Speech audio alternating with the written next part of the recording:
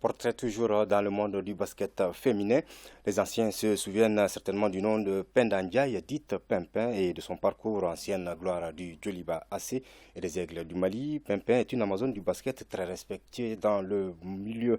Selagatou Sissé est allé à sa rencontre. Penda Ndiaye, dite Pimpin, était une tigresse du plancher. Son nom rappelle des souvenirs et fait encore frissonner. Ses prestations au pavillon du stade Modibo Keïta et en Afrique reviennent souvent dans les causeries.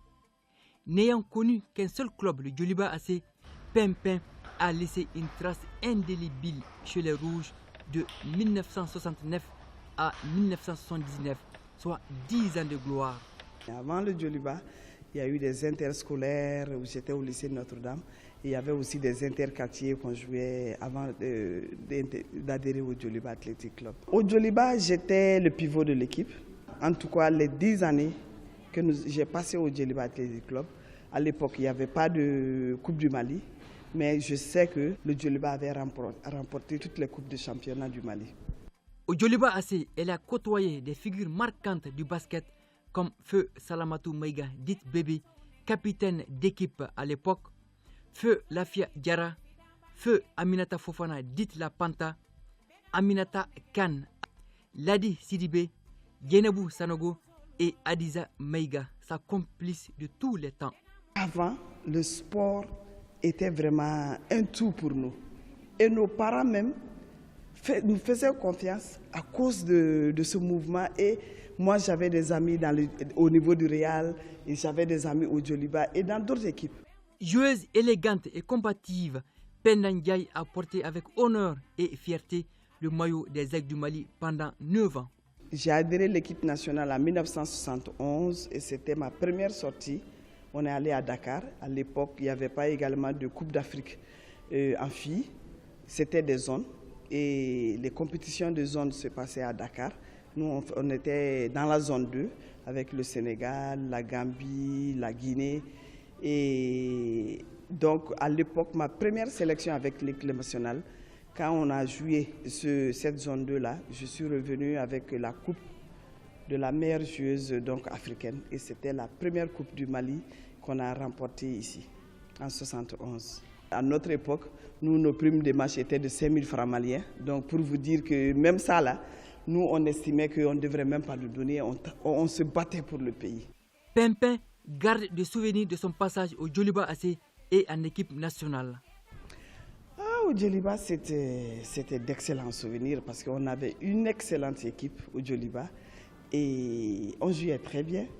On rapportait pratiquement tous les grands événements. Bien sûr, les combats contre le Real et le Stade étaient très durs, très ardus, mais la plupart du temps, nous sortions vainqueurs et avec notre capitaine Salamata Maïga qui nous poussait à chaque match là.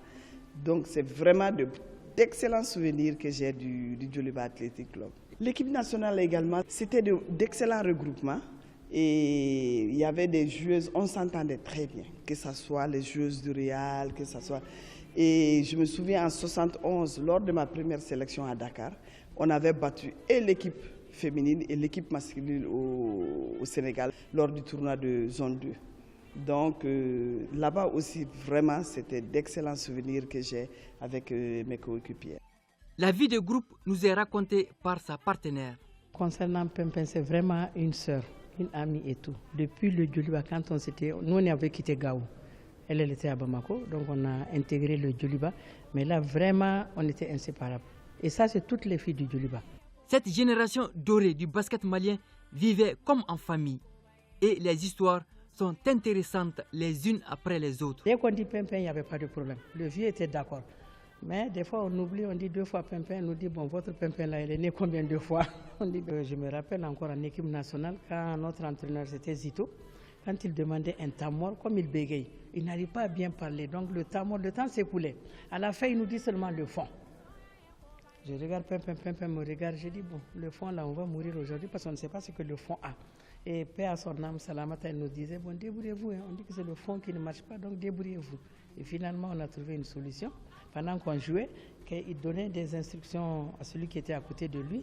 Et dès qu'il y a le tamor, On nous disait ce qu'il y avait à faire, on s'entendait très bien. Et même l'emplacement, je me rappelle une fois, il y a une joueuse du Real, Lala Tangara. Donc moi je voulais vraiment faire une faute pour qu'elle puisse aller à la touche. Donc je croyais que c'était Lala Tangara. Je voulais pas, mais elle me dit non, c'est moi. J'ai dit d'accord, ok, maintenant je te laisse passer. On a fait beaucoup de choses ensemble, vraiment beaucoup de choses. Et on s'entendait vraiment sur le terrain. On a été invité par la Chine. En Chine, la particularité, c'est que l'équipe nationale féminine n'avait pas de survêtements. Garçons comme filles, là, on partageait les mêmes survêtements. Alors, tu me vois, moi qui étais pratiquement la plus grande de l'équipe, je portais les survêtements de Feu Kandesi ou de Karamogo Wage, qui étaient des géants, qui avaient plus de 2 mètres. Et on était obligé de retrousser les manches pour pouvoir tenir dans les survêtements des hommes. Au cours du défilé, au lieu de retrousser nos manches, on a carrément attaché, on a fait un nœud. Donc on défilait comme des manchots. Après, la minute dit après, mais ça c'est quoi ça? On dit c'est comme ça. Si vous ne nous donnez pas de bons équipements, c'est comme ça.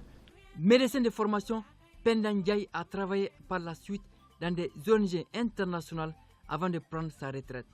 Aujourd'hui, elle est propriétaire d'un hôtel haut de gamme et d'un complexe aux normes requises. J'avais un projet, une clinique. Donc en 2002, je venais de mission du Burkina, je me suis arrêté ici. Et puis je vois à la télé que le Mali ne pourra pas abriter la Coupe d'Afrique de football parce que le Mali n'avait pas assez d'hôtels et qu'ils exonéraient tous ceux qui construisent un hôtel de 15 chambres.